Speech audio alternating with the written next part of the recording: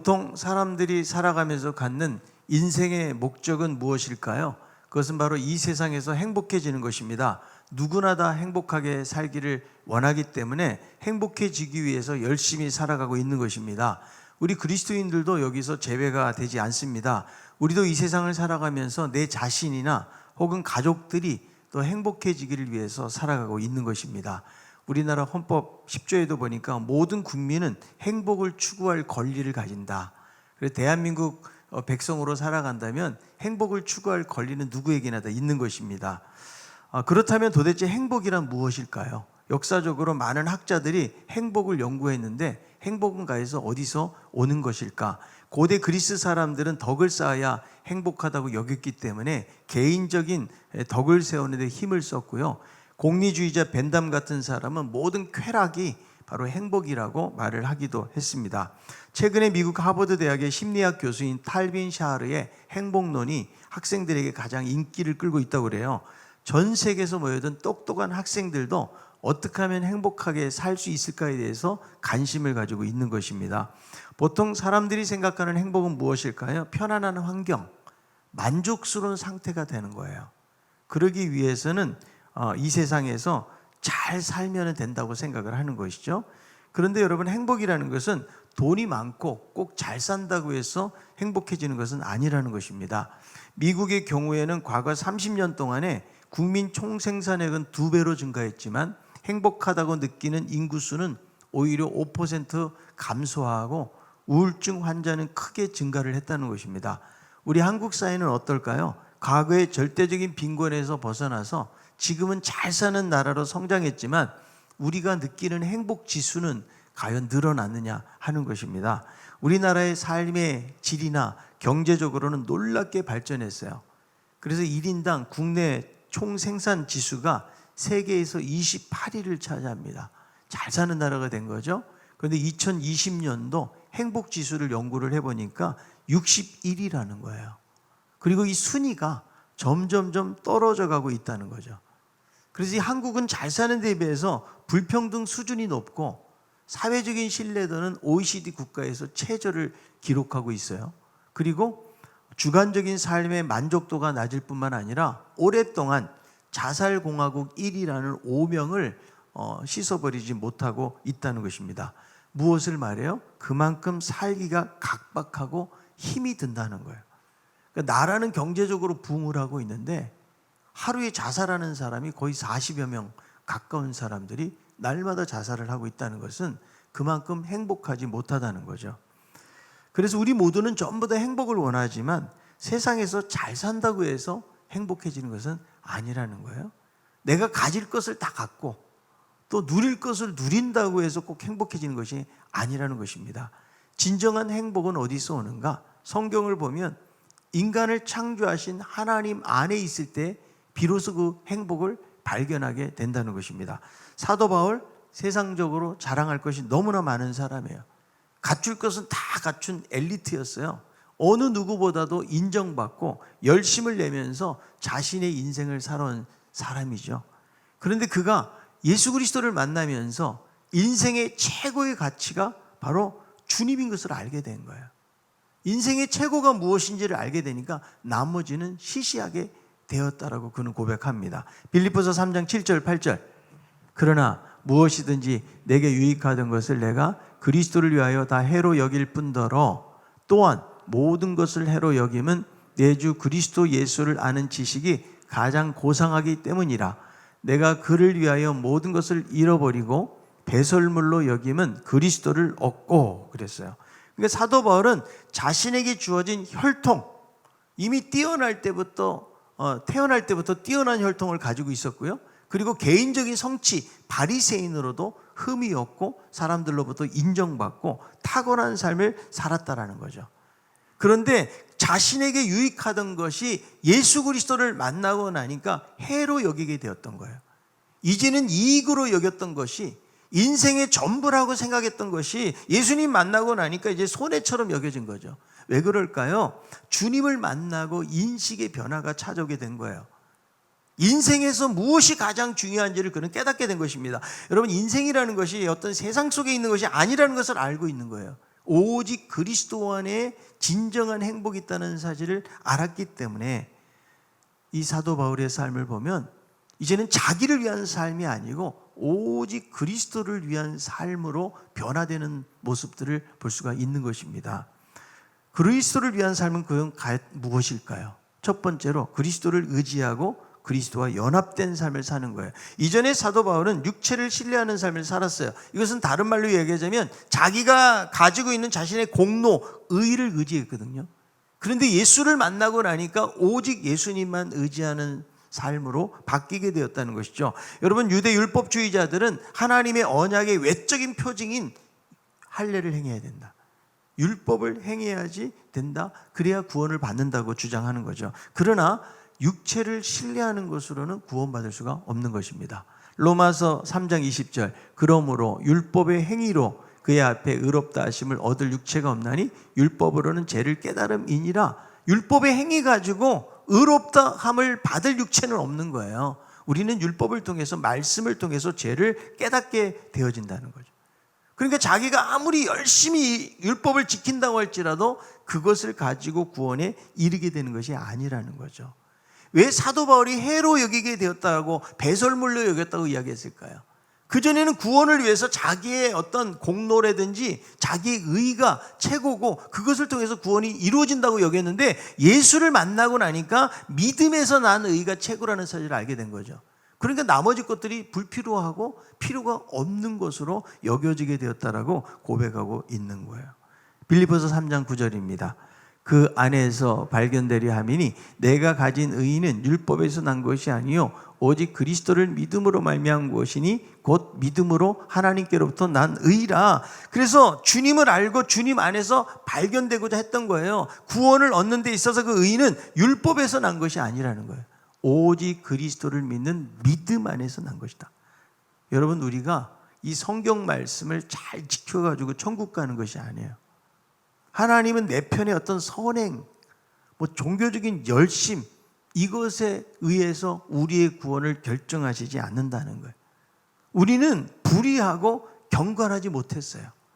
근데 아직 우리가 죄인 되었는데 하나님이 우리를 선택하셔서 예수 그리스도를 믿게 하신 것이죠.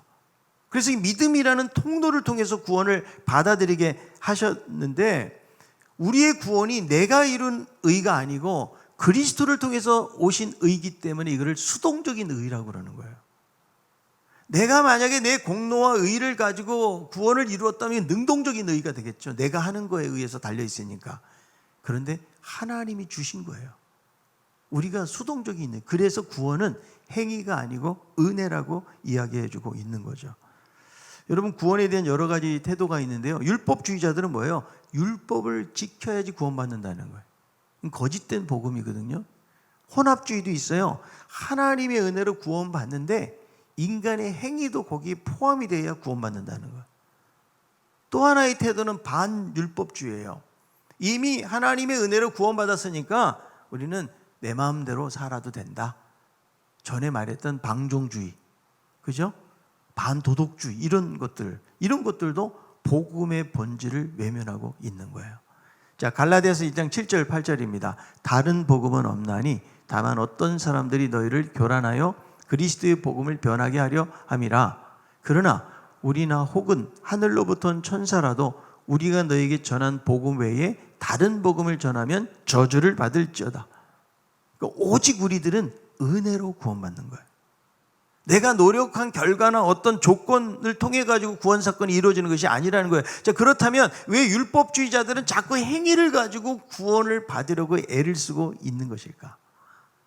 여러분, 행위를 통해서 구원을 받는다는 것은 우리 사람들에게는 너무나 자연스러운 생각이에요. 세상에 아무 일도 안 하는데 무슨 임금을 줍니까? 일에 대한 대가를 지불하는 것이 세상의 상식이 아닐까요? 그런데 선행도 없고 공로도 없는 인간을 구원한다라는 이런 개념은 인간 속에서 통용되는 그런 개념이 아니라는 거예요. 여러분, 세상은 인과응보예요. 원인이 있어야 결과가 있는 거예요. 행한 대로 받게 되는 거예요. 노력하면 성과가 있는 거죠. 씨가 있어야 열매가 맺혀진다. 이게 인과응보의 원리라는 것이죠. 그런데 은혜는 뭐냐면 거저 주시는 거죠. 여러분, 공부를 열심히 해야지 좋은 대학 들어가는 거 아니겠어요? 그죠? 열심히 하는 원인이 있어야 결과가 찾아오는 것이 사람들이 생각하고 있는 상식이라는 거예요. 근데 공부를 하나도 안 했어요. 근데 하버드 대학에 수석으로 들어갔어요. 이걸 은혜라고 그러는 거예요. 내가 빚을 많이 졌어요. 근데 빚을 다 탕감해 주는 거 끝나는 것이 아니고 거기다 돈을 더 얹어서 주는 거. 이게 은혜의 개념이에요. 그래서 사람들은 은혜의 개념을 밀어내고 자기 행위를 통해 가지고 공적을 쌓으려고 한다는 거예요. 그런데 성경을 보면 하나님 말씀하세요. 내 생각은 너희 생각하고 다르고 내 길은 너희 길과 다르다. 구원의 길도 마찬가지라는 거예요. 어떻게 우리를 구원해 주시기 위해서 하나님의 아들이 이 세상에 오셔서 우리를 위해서 죽느냐고요. 여러분, 고난을 통해서 구원을 이룬다라는 그런 원리는 맞지 않으니까 그렇게 3년 동안 예수님을 따라다녔던 제자들도 이 십자가의 이 원리를 제대로 깨닫지를 못했던 것이죠. 여러분, 세상의 종교는요, 한결같이 행위 구원이에요. 행위를 통해서만이 구원에 이를 수 있다 그러고 은혜의 개념은 전혀 없어요. 그러니까 더 열심히 하는 거겠죠. 자, 로마서 4장 5절. 이를 아니할지라도 경건하지 아니하는 자를 의롭다 하신 이를 믿는 자에게는 그의 믿음을 의로 여기신다. 여러분, 아브라함이 행위를 통해서 하나님이 의인이라고 말씀하신 것이 아니고 하나님을 믿을 때 그 믿음을 의로 여기셨다. 그래서 우리를 구원한 것은 내가 흘린 눈물, 노력, 종교적인 열심이 아니고요. 오직 우리를 구원해 주시는 분은 예수 그리스도. 그분의 보혈이에요. 나의 죄를 씻기는 예수의 피밖에 없네. 주님의 보혈이 우리를 깨끗게 하시는 거예요. 그래서 온전히 그리스도의 의의를 덧입을 때 거기서 구원의 역사가 일어나게 되어지는 거죠. 그러니까 사도 바울은 이 그리스도 안에서 발견되기를 원하고 있는 거예요. 여러분, 기차역에 가서 기차를 타잖아요. 어떤 기차를 타느냐에 따라서 목적지가 달라져요. 여러분, 기차를 잘못 선택하죠? 그러면 아무리 내가 기차 안에서 안간힘을 써도 소용이 없다니까요. 인간의 의로 끌고 가는 그 기차는 구원력이 이르지 못해요. 오직 그리스도의 의로 끌고 가는 기차만이 구원력에 이르게 된다는 거예요. 그래서 성경은 말씀하기를 인간 스스로의 노력이나 세상에 있는 어떤 것으로 이루어지는 것이 아니라는 거죠. 만약에 여러분 구원이 인간의 노력을 통해서 얻어지는 것이라면 우리는 훨씬 쉽게 받아들일 수가 있고요. 왜? 너무 당연하기 때문에. 여러분, 성경을 한 몇 독 해야지 구원받는다고 그러면 성경 읽겠어요? 안 읽겠어요? 여러분들이 지금 그런 배짱으로 안 읽고 있는 거예요. 여러분, 기도를 어느 정도 수준까지 다다라야 천국 간다 그러면 뭐 교회에서 기도하라는 말할 필요도 없어요. 그냥 알아서 하는 거죠. 내가 열심히 하는 만큼 그렇게 된다고 여기면 그럴 수 있다라는 거죠. 그런데 은혜로 주어지는 구원이다 보니까 이 은혜의 개념이 안 다가오는 거죠. 그래서 여러분, 구원에 대한 분명한 확신을 못 갖는다는 거예요. 여러분, 제가 질문해요. 여러분, 지금 만약에 여러분들이 지금 죽으면 천국에서 눈을 뜰 수 있을까요?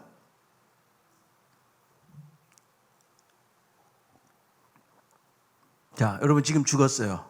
그럼 천국에 나는 갈 수 있습니까? 지금 분위기가 아멘하는 분위기 같아요, 지금. 그런데 만약에 내가 이 질문에 대해서 불안하거나 혹은 내가 정말 천국 갈 수 있을까 이런 마음이 드는 사람은 왜 그럴까요? 자기 행위를 의지하는 거예요. 내가 천국에 갈 만한 그런 사람이 아니라는 거죠. 나는 죄를 많이 지었고 하나님이 보실 때도 나는 별로 그렇게 이렇게 하나님이 예뻐하실 것 같지 않는, 어쩌면 우리 안에 어떤 죄에 대한 죄책감이나 이런 어떤 열심히 하지 못하는 어떤 그런 행위들에 대한 그런 마음들 때문에 당당하게 내가 지금 죽어도 천국에 갈지 안 갈지에 대해서 확신하지 못하고 살아가는 경우가 많이 있다는 거죠. 여러분, 믿음의 의의를 갖는다 그러면 천국에 갈 거 확신하는 거예요. 아멘? 내가 잘나서가 아니에요.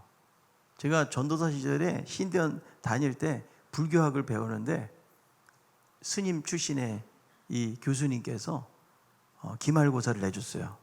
기말고사가 뭔지 아세요? 필기시험이 아니고 절에 가서 복음 전하고 와라. 이게 과제였어요. 그래서 공부를 안 해서 좋기는 했지만 절에 가서 복음을 전해야 되는 거예요. 이게 보통 어려운 일이 아니죠. 그래도 어떻게 해요? 점수를 따려면 절에 가야 되니까. 그래서 절에 갔더니 스님이 계시더라고요. 그래서 제가 물었어요. 스님, 저희는 예수 믿는 사람입니다. 예수 믿으면은 구원 받는다고 생각하고 죽으면 천국 간다고 믿고 있거든요. 우리 스님은 이렇게 불공도 들이시고 열심히 하시는데 극락 가십니까? 물어봤어요. 제가 그랬더니 스님이 하시는 말씀이 죽어봐야 알지 어떻게 아냐는 거예요. 그래서 제가 딱 느낀 게 있어요. 확신이 없다는 거죠. 확신이. 우리 크리스찬들에게는 여러분 확신이 있는 거예요. 물론 내 의로, 내 공로로 내가 어떤 종교적인 열심을 많이 기울인 부분들이 너무 부족하지만, 그런데 하나님이 나 같은 죄인을 그 그리스도로 말미암아 영원한 천국의 자리로 인도하셨다. 이런 믿음과 확신을 갖는 것이죠. 바울은 이런 믿음이 있었던 거예요. 그래서 오직 그분을 의지하고 그분과 연합된 삶을 살게 될 때에 영원한 구원의 자리에 이른다는 사실을 확신하고 있는 거예요. 여러분, 파스칼이 구원 문제에 확률 개념을 적용한 파스칼의 내기라는 게 있어요. 다른 말로 하면 파스칼의 도박 이론이라고도 하는데, 이 파스칼의 내기를 이렇게 쉽게 풀이할 수가 있어요.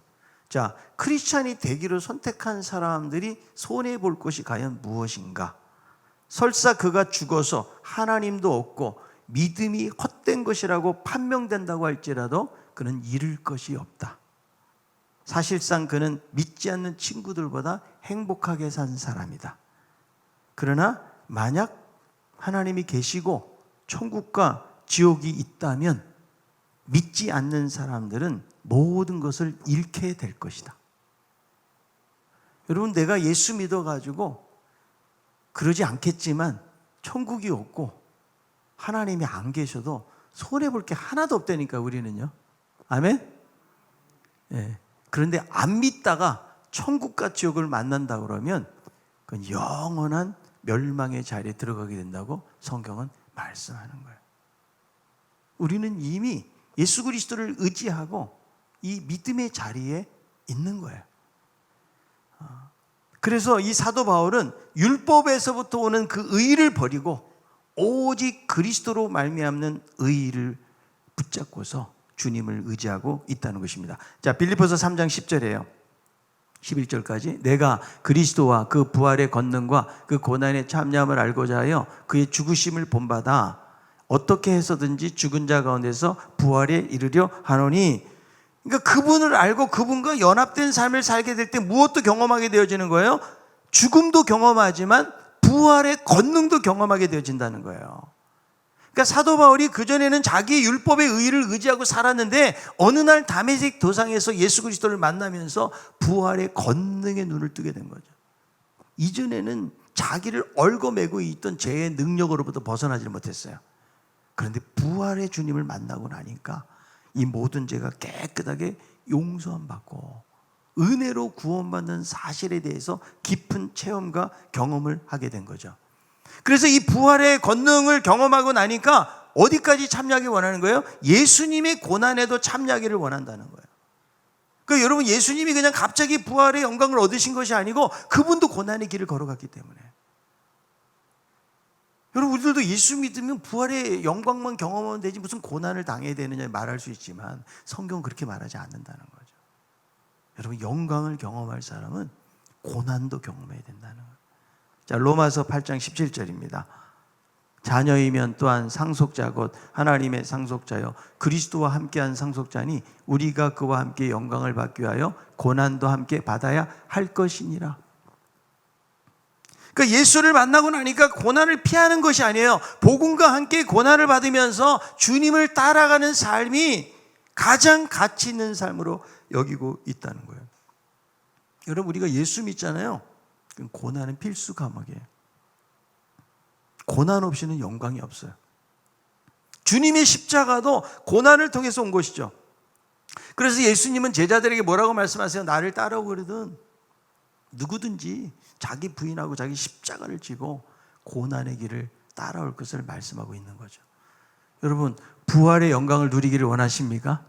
그렇다면 고난의 길도 자처하는 삶을 살 것을 말씀하고 있는 거예요. 이번에 여러분 코로나 백신을 우리 교육자들이 대부분 맞았어요. 그런데 이거 맞으면 감기 몸살 걸린 것 같고 열이 나고 몸이 아프죠. 왜냐하면 이 백신 주사가 바로 약독화된 병원체를 집어넣으면 거기서 면역 반응이 생기기 때문에 나이가 들수록 괜찮은 이유는 면역 반응이 느리기 때문에 그렇다. 그리고 젊은 사람일수록 면역 반응이 활발하게 일어나니까 근육도 아프고 몸이 더 아픈 거예요. 우리 교육자들도 맞았더니 오 목사님이 제일 젊거든요. 30대 거기는. 몸이 제일 아팠던 것 같아요. 그러니까 여러분 이런 반응을 통해서 뭐가 항체가 생기는 거죠. 그러니까 미리 그걸 넣어주는 거예요. 그러면 진짜 바이러스를 만나도 이길 수 있는 거와 마찬가지로 여러분 우리들도 부활의 영광을 경험하기 위해서는 이런 고난을 받아야 되는 거예요. 거기서 뭐가 생겨? 항체가 생기는 것처럼. 그럴 때 진정한 영광을 경험하게 되어진다. 그래서 사도 바울은 그리스도를 신뢰하고 그분과 연합된 삶을 살게 되어지면 고난도 경험하고 죽음도 경험하지만 그러나 최종적으로 영광스러운 부활에 이를 것을 확신하고 있는 거예요. 여러분 이것이 성도의 궁극적인 소망이에요. 우리는 이 소망 때문에 그리스도를 의지하는 거예요. 사도 바울은 이걸 확신하고 있는 거죠. 여러분 여러분에게도 이런 부활에 대한 소망이 있습니까? 아멘. 여러분 우리가 살아가면서 불안해하는 이유 중에 하나는 왜 그럴까요? 잘 생각해 보세요. 전부 다 죽음과 연관이 되어져 있는 거죠. 누가 싸움을 제일 잘할까? 죽는 것을 두려워하지 않고 목숨 걸고 싸우는 사람이 싸움은 제일 잘하는 거예요. 여러분 우리의 불안은 죽음에 대한 그림자 때문이라고요. 여러분 돈이 없으면 왜 불안해요? 생존의 문제가 걸리기 때문에. 여러분 병 걸리잖아요. 왜 불안합니까? 결국은 죽음하고 연관짓기 때문에 불안한 거예요. 요즘 보니까 젊은 사람들이 백신 주사를 되게 두려워하더라고요. 혹시 어떻게 잘못될까 봐. 그것도 깊이 생각해 보세요. 다 죽음하고 연관. 죽음이 가까워질수록 두려움이 생기는 거예요. 그러나 우리에게는 뭐가 있다는 거예요? 부활의 소망이 있다는 거예요. 우리도 다 죽어요. 그러나 우리 그리스도인들에게 죽음은 끝이 아니라는 거예요. 부활이 있다는 거죠. 그래서 죽음을 이기는 부활, 이 부활밖에 죽음을 이기는 것이 없어요. 그래서 이 부활의 소망을 갖잖아요. 그럼 죽음으로 인해서 공포와 두려움과 불안을 이길 수가 있는 거예요. 여러분, 죽음이 두렵지 않으면 세상에 두려울 게 뭐가 있을까요? 아무것도 두렵지 않은 거예요. 여러분, 암을 이긴 사람이 감기를 두려워하겠어요? 그거 이긴 사람은 아무것도 아니에요. 다른 질병들은요. 그래서 부활의 소망을 가지면 세상의 어떤 시련과 어려움 속에서도 흔들리거나 낙심하지 않는 거예요. 그런데 이 소망이 없을 때는 죽음이 두려운 거죠. 20세기 가장 존경받는 지성인 중에 하나, 사르트르라는 사람이 있어요. 철학자예요. 실존주의 철학자. 이 사람은 신의 존재를 부정하고 인간의 존재의 어떤 자유, 죽음으로부터의 자유, 이 수많은 강연을 하고 책을 쓰고 많은 사람들에게 영향력을 줬던 사람이거든요. 근데 이 사람이 프랑스 파리의 브루셀 병원에서 폐수종 진단을 받고 한 달 후에 임종을 하게 되어지는데, 그러니 죽음에 대한 두려움이 너무 큰 거예요. 그래서 감히 자기 질병이 무엇인지에 대해서 묻지도 않았고, 이 사람이 너무 두려워하니까 병에 대해서 말도 안 해준 거예요. 그래서 너무 두려움 속에서 그 한 달 동안에 막 소리치고 발악을 하고 비참하게 그는 세상을 떠나게 돼요. 그래서 당시에 이런 이율배반적인 모습 때문에 사람들이 충격을 받아서 신문지상에 이 사람의 어떤 사건에 대한 글들이 많이 올랐다는 거죠.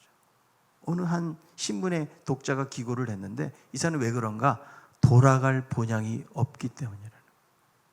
아무리 지성인이고 아무리 인간의 실존을 이야기하고 강연을 탁월하게 잘한다고 할지라도 자기의 죽음 앞에서는 그냥 어쩔 수 없는 그런 연약한 모습을 보지 않습니까? 여러분, 죽음 앞에서는 다 두려움이 있는 거예요. 왜? 갈 곳이 없다면. 아침에 집을 나온 사람이 돌아갈 집이 없다고 그러면 얼마나 불안하겠어요. 그러나 여러분, 우리들에게는 영원한 하나님의 나라가 있다는 거예요. 죽음을 이기는 힘이 어디 있어요? 그리스도 안에 있는 거예요. 그래서 그 주님을 의지하고 주님과 연합된 삶을 살았기 때문에 그는 고난도 자처하면서 이런 삶의 어려움들을 이겨낼 수가 있었다는 것입니다. 오직 그리스도를 의지하는 우리 모두가 다 되길 바랍니다. 여러분, 그리스도를 위한 삶 두 번째는 뭐냐면 삶에 대해서 목적의식을 가지고 열정적으로 사는 것을 의미하는 거예요. 여러분, 사도 바울이 예수를 만나고 나니까 자신의 의를 신뢰하지 않고 오직 그리스도를 의지하고 연합된 삶을 살다 보니까 그의 삶을 보면 항상 목적지향적인 삶을 산 거예요. 빌립보서 3장 14절, 표대를 향하여 그리스도 예수 안에서 하나님이 위에서 부르신 부름의 상을 위하여 달려가노라. 여러분, 걸어간다고 그랬어요? 달려간다고 그랬어요? 달려가는 거예요. 왜 그래요? 부름의 상이 있기 때문에 목표를 향해서 달려가는 거예요. 여러분, 예수 믿잖아요? 인생의 목표가 달라져요. 이전에는 자기 행복만을 위해서 살아요. 그런데 예수 만나고 나면 인생의 참된 가치와 의미를 발견하기 때문에 이제는 추구하고 바라는 것이 달라지게 된다는 거예요. 여러분, 우리는 이 세상을 그냥 정처 없이 다니는 나그네와 같은 사람들이 아니에요. 분명한 목적을 가지고 있는 사람이에요. 근데 한 사람의 여행자가 여러분 목적지나 목표가 없어 보세요. 어디로 가요? 예? 여정을 즐길 수가 없는 거예요. 그렇지 않아요? 여러분, 주변을 그냥 두리번거리고 불안해할 수밖에 없다고요. 내가 오늘 어디 가서 잠을 자지? 어디 가서 내가 밥을 먹지? 그런 거죠. 그러나 목적지가 있잖아요. 그러면 길을 가더라도 길가에 피어있는 꽃을 감상할 수가 있는 거예요.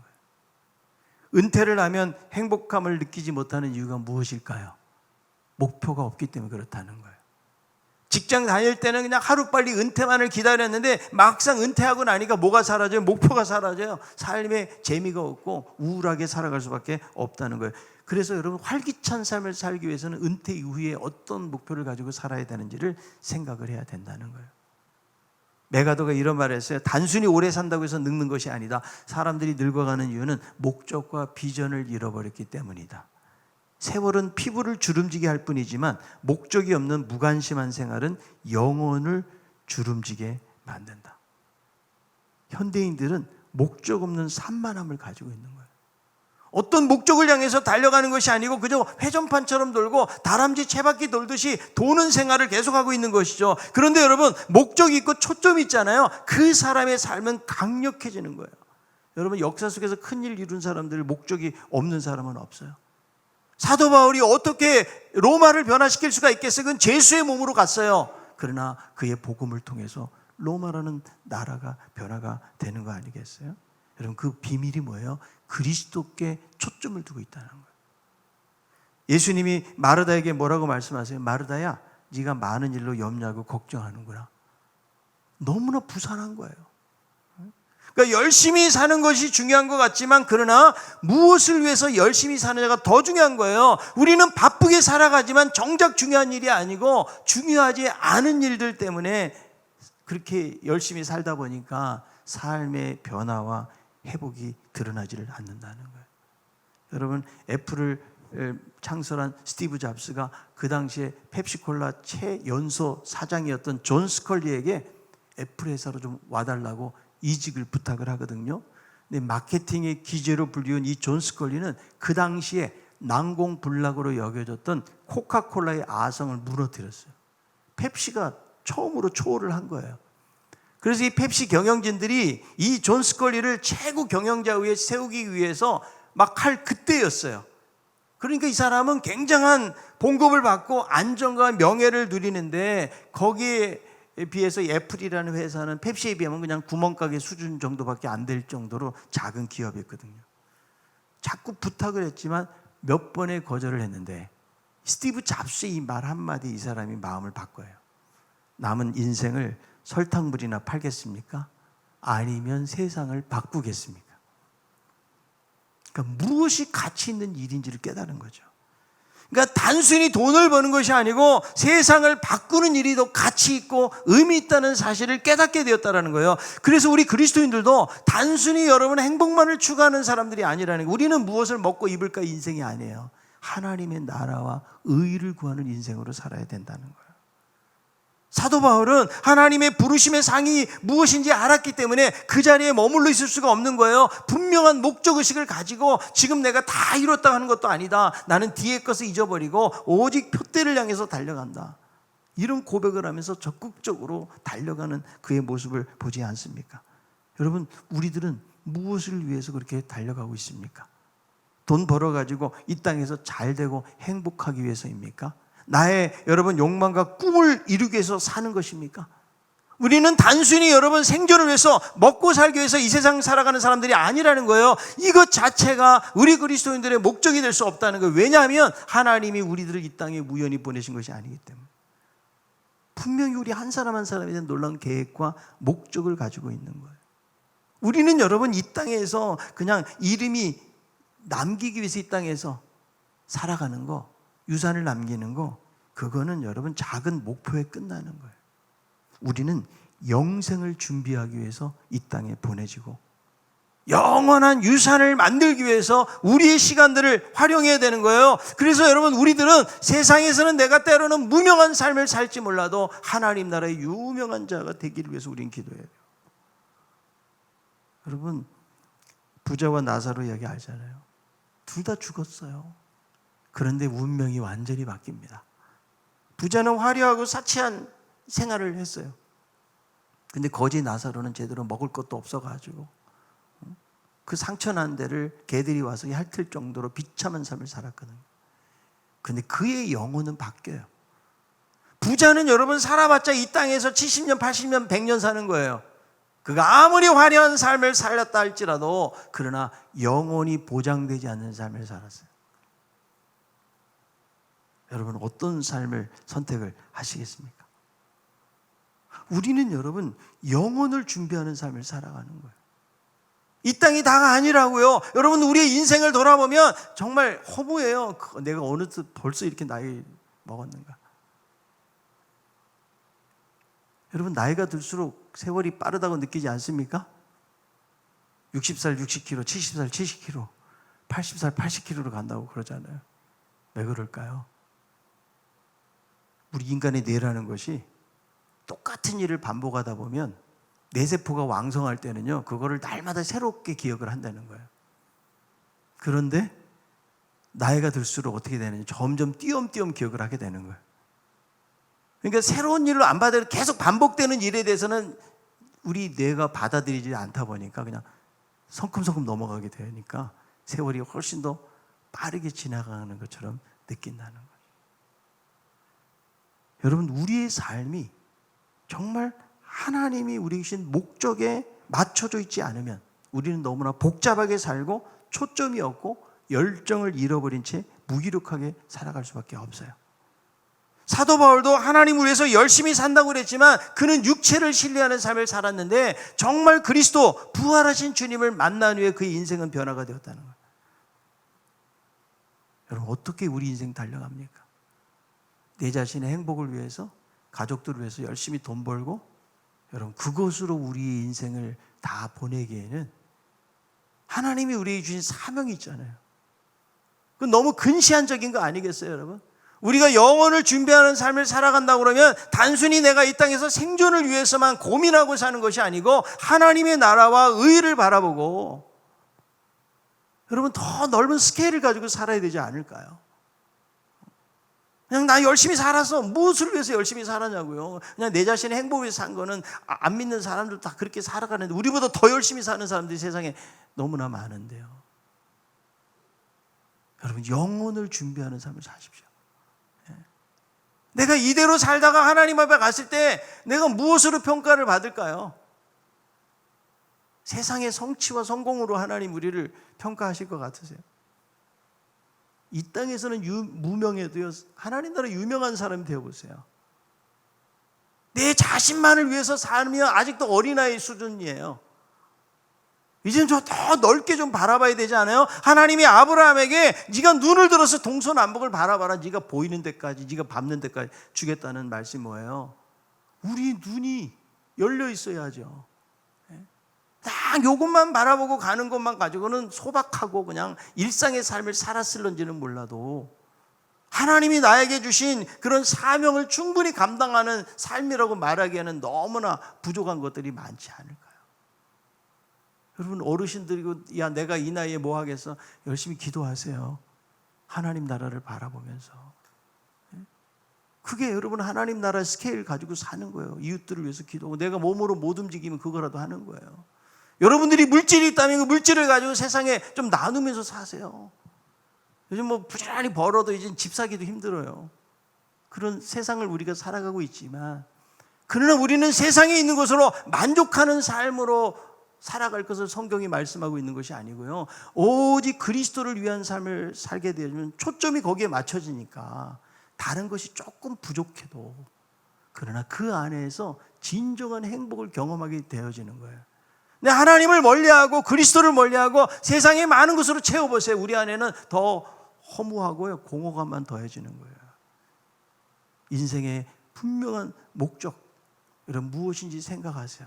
사도 바울이 예수님 만나고 그리스도를 위한 삶을 살았던 것처럼, 그래서 마치 달리기 선수가 자기 몸을 내밀고 결승점을 향해서 막 달리듯이 집중해서 주님을 따라갔던 것처럼, 여러분 주저앉아 있다면 다시 한번 일어나세요. 멀리 바라보세요. 하나님 나라를 바라보세요. 내 인생을 다시 한번 돌이키면서 내가 그동안 어떤 삶을 살았는가, 내가 이웃을 위해서, 내가 하나님의 나라를 위해서, 교회를 위해서 어떻게 살아왔는가, 여러분 그것을 한번 계산해 보시고 최고의 가치이신 그리스도를 바라보면서 믿음으로 살아갈 수 있는 우리 모두가 다 될 수 있기를 바랍니다.